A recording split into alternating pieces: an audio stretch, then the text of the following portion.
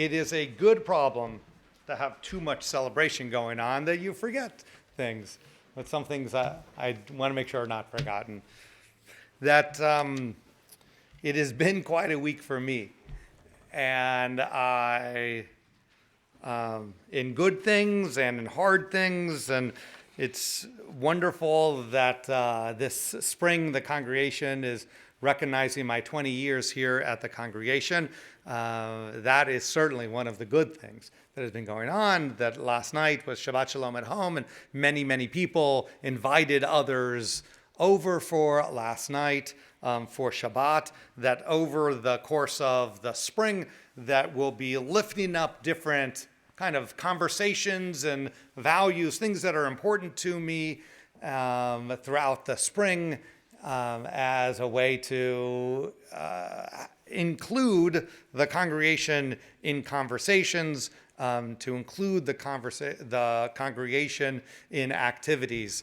So we started with Shabbat, which is natural to me and maybe a natural place for a rabbi to want to celebrate. So the text that we're going to be looking at today was one that I put together for conversations last night. For those that were already around the table last night with this, you've had a chance to, have a little extra time to think about it.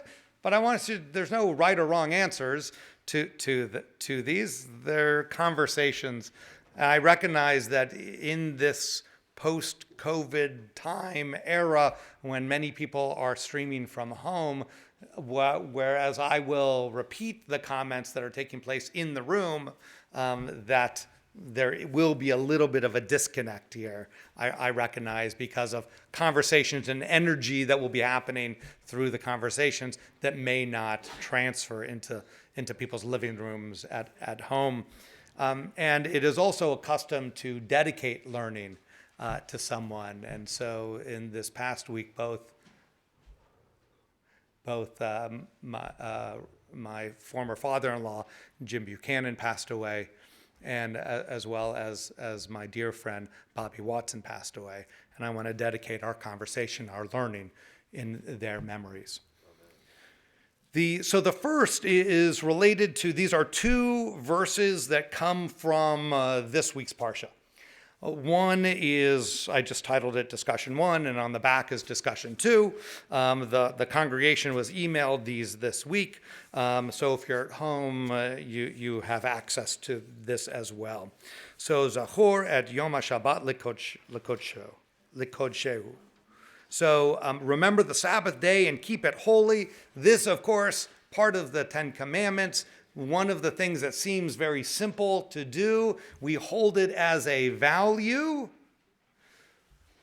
But my interest is, do we hold it as a practice? Right? Two different things. What's the difference between holding something as a value and holding something as a practice? What do you think? Yeah, Michael. Is it shamor or zachor? Well, okay, but is it shamor or zachor? Do you protect it and actively do it? Or are you just sort of remembering it, zachor, as a recognition of like, well, that was something, I'm remembering it. Okay, but say something more about that, the difference between. Well, if it's, to make it a practice is the shamor side. To make it a practice is a shamor, is. Merely to accept that it exists and that it's important is the zachor. Okay, but merely to just recognize that it's something that is out there, that Jews have Shabbat, but you don't actively do anything, that's just more of a zachor. You remember that it's there, okay? Other thoughts? Because when I said that, the difference between a value and a practice, many in the room were like, oh, there's a difference there. Yeah, Chazan. I would actually submit the opposite point as well, which is that you don't remember unless you practice it. So okay. If you get out of practice of doing something, you kind of forget that it exists. It's hard to remember that this is a priority if you don't practice doing it. So great. So we've had two speakers, and they said, well, it's actually the opposite of what the first person said. So we're Jews. So the Chazan is saying that actually unless you are practicing, you forget that it's a value. Like cumulatively, you forget because you're just not doing it. So that what you were doing, which is not Shabbat, what you were doing, you just sort of forget that it is actually a value that you have. Mitchell. Do you walk the walk? Do you walk the walk? Meaning, What's that mean? you say it's important. We think a lot of things are important, they have value, but you actually do something about it. It's like attending daily minyan. It's important, but do people participate? Do you walk the walk? Meaning, do you prioritize it? We value lots of things, but if you say it's really a core value that you have, are you actually doing stuff related to it? And the example that was given is related to morning or evening minyan. Like, do you zoom in, like we have the ability now to do? Do you zoom in? Do you come in? Do you take the 20 minutes in an evening? I'll just do the plug, 8 p.m. To come on over for 20 minutes to support the community, or do we not? Right? These are like hard, a little bit uncomfortable questions because they're actually about how do we practice in our life, right? That's good. That uncomfortableness that you might be feeling is actually a good thing. It's not guilt. It's actually like a crucible defining what your priorities are. And the difference between what we say we value and how we actually spend our time. So that in organizations, we always talk about the difference between values and what you actually spend your money on, right? Like the budgets of an organization. Does your budget, the actual way that you do things, and that budget, that has to do with money, that has to do with personnel, are you actually doing the things rather than just sign to these broad mission statements? And I think that it happens in our own life as well. Do we actually follow through on the priorities that we think that we hold? There was a hand, Adam in the back, and then Craig. I think the question for a lot of us conservative Jews is half-assing it enough? So I don't think I'll repeat exactly that. But what Adam is saying is that for conservative Jews, is going only halfway. Say it and get it off. Are you all in? Or are you all in is kind of the question, right? And why is that a question of conservative Jews compared to others? Because we have given ourselves some outs. Yeah, so Adam is throwing in the complexity as, well, in conservative Jews, what are our core values, right? And for so long, not officially from the pulpit or from the movement, we have said that we tradition and change and we hold halachic standards, but we're aware that there is a divide between kind of ideals of a movement and actually Jews in the pews. And Adam says we've given ourselves outs. So how many of those outs are we going to take? How many of those are authentic? Or how many of those outs until we lose a sense of authenticity of it? That's a question. And then Craig. I was gonna say, except not using those words, something similar, so we're good. Yeah. So okay. Classy. So I mean, so what I wrote here is the Torah is over 3,500 years old, but we live in the 21st century. What are 3 ways maintaining a sense of Shabbat is important today? So 3 ways that Shabbat can be important for us. Maybe it's through Shamor V'Zachor, and we pull it out of that. Debbie? I think carving out the 25 hours every week for me to step away from work, like my job, has been critically important. And I actually recall a time that I'm a lawyer and I was in trial, and the jury was out on a Friday night, and my trial partner was converting to Judaism. And I felt terrible about leaving her because it was sundown. And she said, one of the reasons that I feel good about converting was because you set aside this time. Please go home. So setting aside those 25 hours to me, away from the daily work, aside from whatever else I do, but it is, to me, that is the essence of Shabbat. Yeah, great. So what Debbie is saying is that she's a lawyer, a prosecutor, and says that setting aside the 25 hours of Shabbat away from work, the sort of mandates that you pull away from work, has been really a savior in a profession that is crazy intense, and then told the story of acting really as a dugma, as an example, for one of her fellow attorneys who was in the process of converting to Judaism. And it was a Friday afternoon, the jury was out, and Debbie was like, I gotta go, Shabbat is coming, and was apologizing to her colleague, and her colleague said to her, no, that's actually what I love about Judaism. And it's one of the reasons that I want to take on more of Judaism, is because it makes us set this time aside. So great. Another part of what makes Shabbat important today. Oh, Allison, I'm sorry. I know. So. I think it creates a framework for connection. So like Friday nights you invite another family over, and if it's like a new family that you might be uncomfortable reaching out to you, oh, well, I'll invite them for Shabbat dinner, and it creates opportunities for connection. So one is carving time aside. The other, Allison is saying that it creates connection. Actually, when you carve out away from work, what you fill it with is equally important. And Allison's talking about you fill it with connection. You invite a new family over. You have a chance to, in an informal or relaxed way, connect with people, and even to reconnect with people. Absolutely. And one more thing, Rebecca. I would say family time. Family time. Okay, and since you said family time, yeah. I wanted to say that refraining from getting and spending, to quote Wordsworth. Refraining from It's not just words, it's getting and spending. It's refraining from getting and spending. Enoughness, right? That's what underneath that for me. That the idea of not shopping or spending or acquiring, it brings out a sense of enoughness, that we just have enough. Let's appreciate what we have for this bit of time, right? Those are our three powerful areas of why Shabbat is important, can be important to us today. So Rabbi Neil Gilman, one of my teachers, writes, rituals and observances serve in a tangible way to distinguish this community from others, to promote group identity, to give the individual a sense of the unity with the larger group.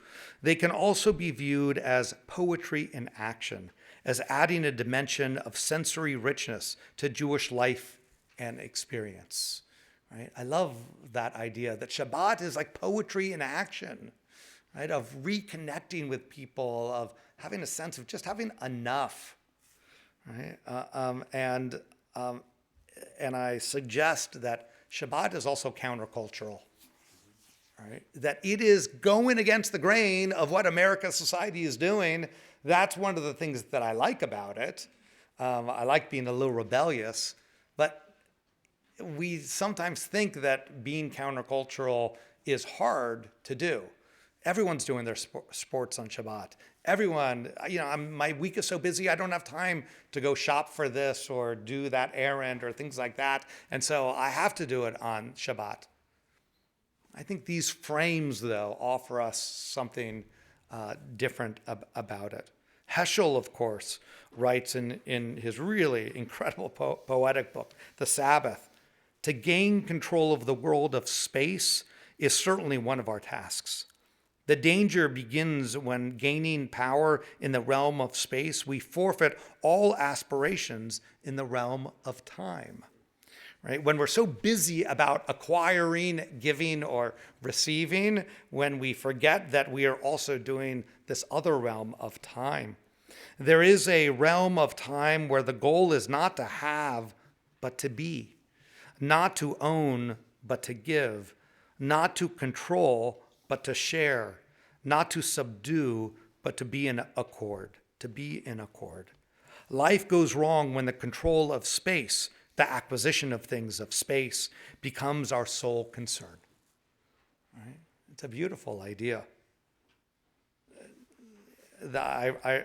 My suggestion is Shabbat carves out time and space where the goal is not to labor and create, but to appreciate the people and spaces and nature around us. What are the barriers to doing this more often in our lives? And I add a note to my own comment. We are too busy seems to be exactly why we need to incorporate aspects of Shabbat, right? That people tell me all the time, well, I'm too busy to do that. I have to do these other things, which is exactly why we need Shabbat, because we are too busy.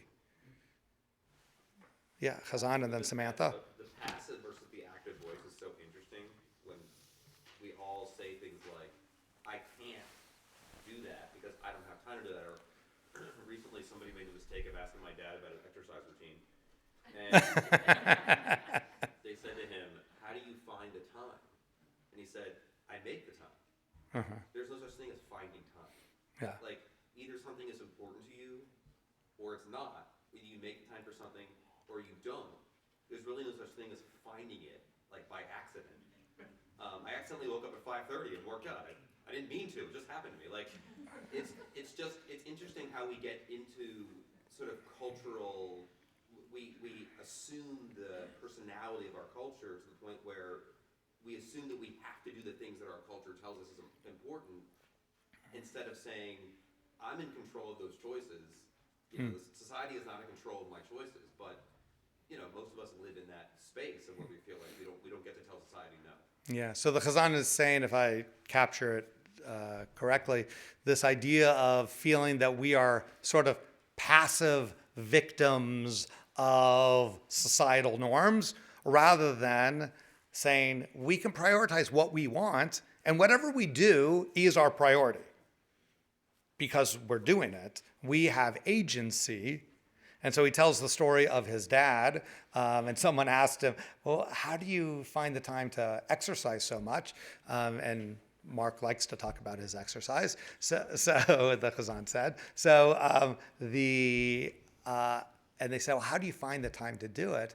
And he's like, I make the time. But the Chazan kind of corrected that. You can't make time or find time. It's how you use your time. Right? And so are we using our time with each other and with our own priorities in the way that we want to? Because at the end of the day, we have agency, and we don't have to go along with whatever we think society as a whole says, that it's what we choose to do with our time, who we spend it with, how we spend it with, which makes me feel like the Peloton in my room that is collecting dust. Maybe I should visit it more. But it is a collective holder of laundry. So Samantha? With the laundry basket? Yeah, exactly. So it's not really a Peloton, but it's one of those bikes. So, yes. Well, I was gonna say, actually in response to an earlier question, but it fits here too, Yeah. that it's a time when the chaos of the week stops, right? And you sort of take a deep breath. For me, the lighting of the candles marks that, whether I light them exactly 18 minutes before sundown or at some other point in the evening is less kind of the key for me of the experience. But this is a time, we live in a world where everything, every minute, we can be reached 24/7, 365 on these little phones, and that creates this implicit expectation that we will respond at 24/7. So carving out a time where that stops, and it allows me then to enjoy, it's not just work, right, but it's all the logistics, getting this one there, picking this one up from there, doing, and it allows me time to enjoy family or community or a Yeah. combination of the two, and really be in the moment. Yeah. So lighting candles is sort of the downshift, Samantha is saying. And that when you downshift intentionally and purposefully, even if it's not exactly at, traditional Shabbos lighting times, 18 minutes before sundown, things like that. But that act sort of in a Pavlovian way triggers this response of maybe your shoulders drop a little bit. Maybe you get to put yourself into a different mindset, a different heart space as well, I want to suggest. Yeah. I don't remember the name of the philosopher, but it was so important to me, and also what my husband said. He said, we all have one thing that's the same, whether you're rich or poor or whatever, that's time. And it's what you do with it. Yeah. And my husband always used to say, prioritize, prioritize. So, yeah, one has to do whatever they think is most important in life and their life. Yeah, I love that idea, and you've just reminded me of it, right? That it was a philosopher who said that, roughly, that whether you're rich or you're poor, or whether you live in a mansion or a shack, everyone is equal because everyone has the same amount of time, right? And it's what you do with it, right? That's a beautiful, powerful idea, right? We all have the same amount of time. We don't know how many years we have, but in a day, it is filled with the same amount of minutes and seconds. And so what do we do with that? Again, how do we prioritize? Yeah. Well, I think I love the fact that Shabbat is so everyone just gets together and loves each other and talks and shares, and just like what Samantha was saying about not running around. And I really think it's good for your health, and I think that might be part of why God put it in the Torah. Because it's so time to just be in a little bit of a downsize and be with your friends and talk about just wonderful things that are going on and enjoying Shabbat together with the community. So I think it's good for your health too. Yeah, Cheryl's saying that it's good for your health. Shabbos is good for your health. And I want to just refine that a little bit, right? Cholent is as delicious and fattening.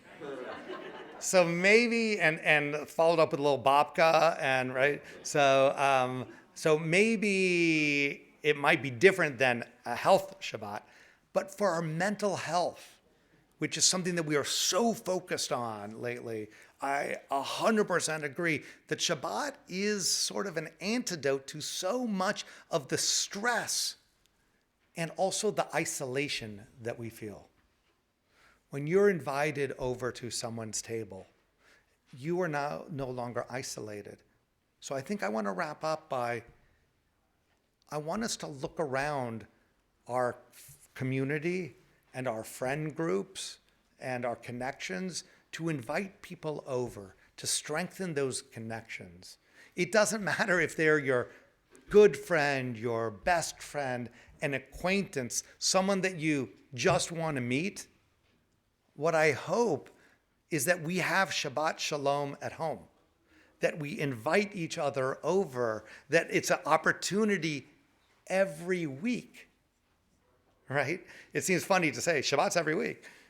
It is every week. That Rabbi Megdal just walked in. Someone said that, like, oh, I haven't met you yet. And we always joke, we're like, I'm here every Saturday, right? Right. That, right? That Shabbat is here every Friday night and Saturday. So for all the reasons that you guys talked about, and as I'm appreciative, deeply appreciative of being in my 21st year at the congregation, let's do Shabbat together. Let's invite each other over to each other's homes. Let's build our connections with each other. And let's celebrate. Shabbat Shalom. So.